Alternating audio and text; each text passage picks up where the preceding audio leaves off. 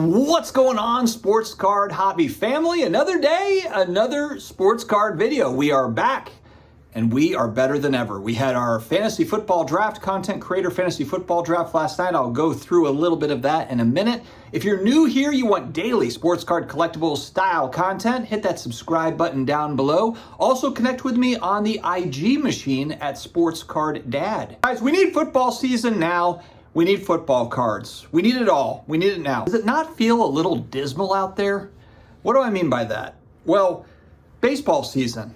Everyone's all excited, this, that, or whatever. And then basically the unicorn of the sport, Shohei Ohtani, might never pitch again the same way that he has been doing. The thing that made him special, being able to pitch and hit, now all of a sudden, it might just be that he can hit. Wander Franco shenanigans, which, to be honest, with how big the league is, there's going to be some of the stuff that pops up. It's just the fact that people have put some huge money into Wander Franco. And actually, let's just look at this from a broad perspective. Now, with cards being so expensive and a lot of these players having expensive cards, even if they haven't really done a whole lot but have a lot of hype, prospect around them, a guy like Wander Franco, you can lose big money. Whereas like in 1991, 1992, you couldn't really lose big money on Calbert Cheaney and Harold Miner, unless you just bought up 1 million of those base rookie cards, Fleer Ultra rookies or something like that. But that's not really how it worked.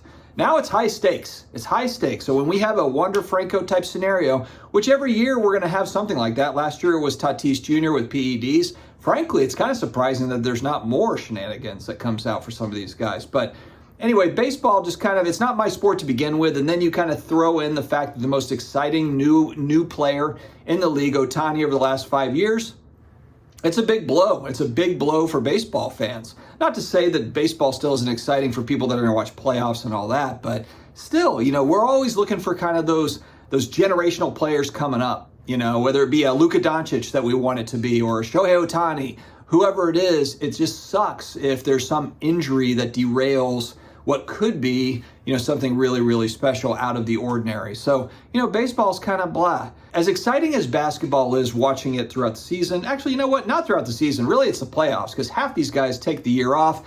The salaries are out of whack to where you're either making $40 million a year in the NBA or you're making $2 million veteran minimum. You know, there's really no in between. It's like you're a megastar or you're a scrub that makes $1 million a year playing as a role player.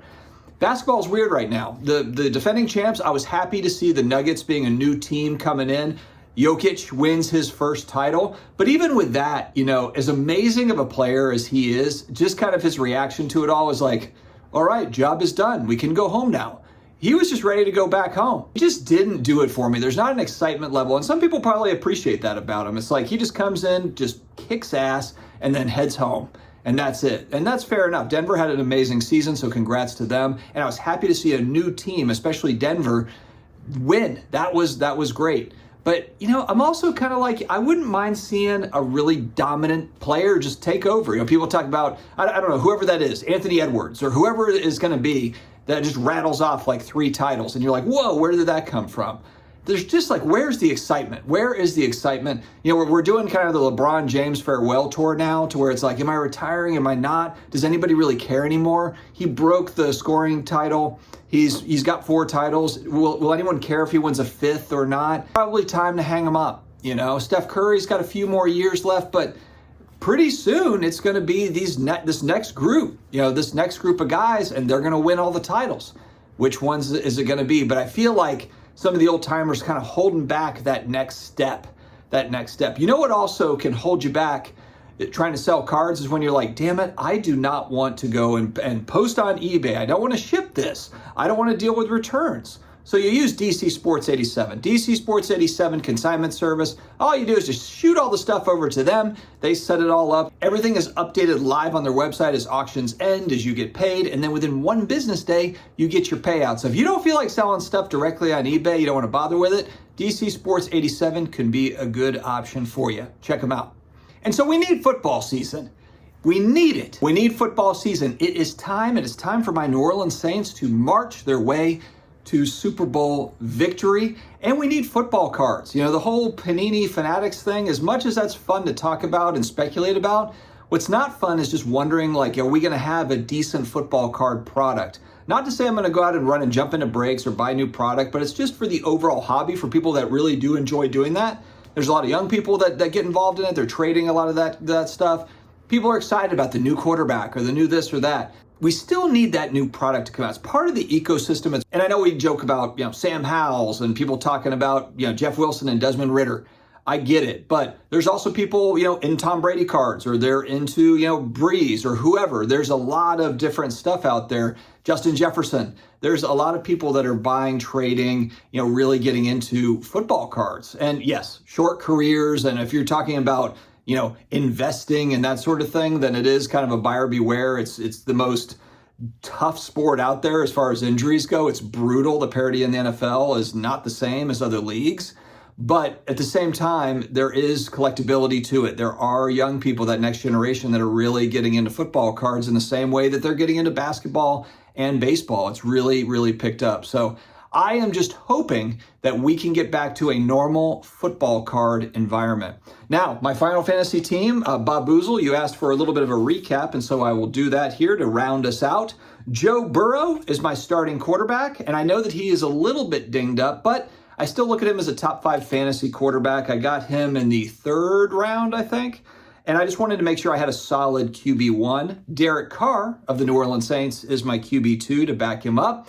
Because let's face it, the Saints are just not in a very good division this year. So Derek Carr, I know I've been Vegas Daving and buying a lot of Gold Prism Derek Carr stuff, but I just think that he's going to have a good year solely based on the fact, 1, that he's got weapons, 2, that he just doesn't play in a very tough division. So I think that the Saints and their schedule are going to make Derek Carr probably look a lot better than he would if he was playing for the Raiders, had to go up against the Chiefs twice a year and the Chargers twice a year, etc. My running back 1 is Nick Chubb. He's always been pretty solid.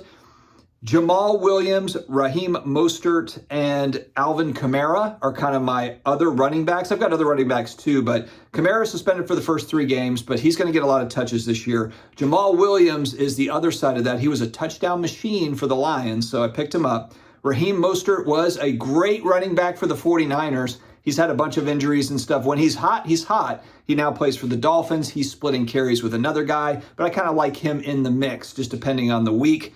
DK Metcalf was the first wide receiver I took. That was just kind of the one that fell to me. I like Seattle in the NFC West, where the Cardinals are pretty much out of the game. Don't really know what's happening with the Rams.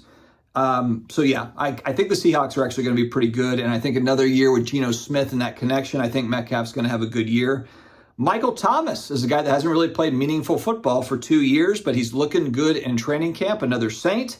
And I also think a lot of people are like, oh my God, you didn't take Chris Olave. You had an opportunity to take Olave. I think teams are going to double up and try to take Olave away. And I think that's going to leave Michael Thomas open over the middle quite a bit if he is available and he is healthy.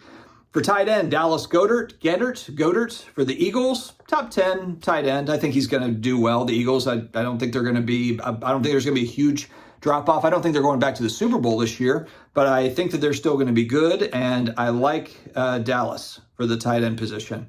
Quentin Johnston for the Chargers, wide receiver. And this is a guy, many people don't know him. He was a 1st-round draft pick for the Chargers. Keenan Allen's always hurt. Their receivers always get banged up. So I think that he's going to get opportunities. He looked great in the preseason for the Chargers, and he's got Herbert throwing him the ball. So I think that this is a good kind of flex or, bench player to kind of bring in as needed. And I've got the Saints D, again, terrible division with bad offenses. And the Saints have an underrated pass rush. And then also they've got a secondary that's strong. And then I've also have the Ravens defense. So for those that are like, the Saints D sucks, the Ravens defense doesn't suck. And then I rounded it out with the Falcons kicker. All right, guys, that's all I've got for today. Football season and football cards. We need it now. Stay healthy, stay awesome, and I will talk to you again later.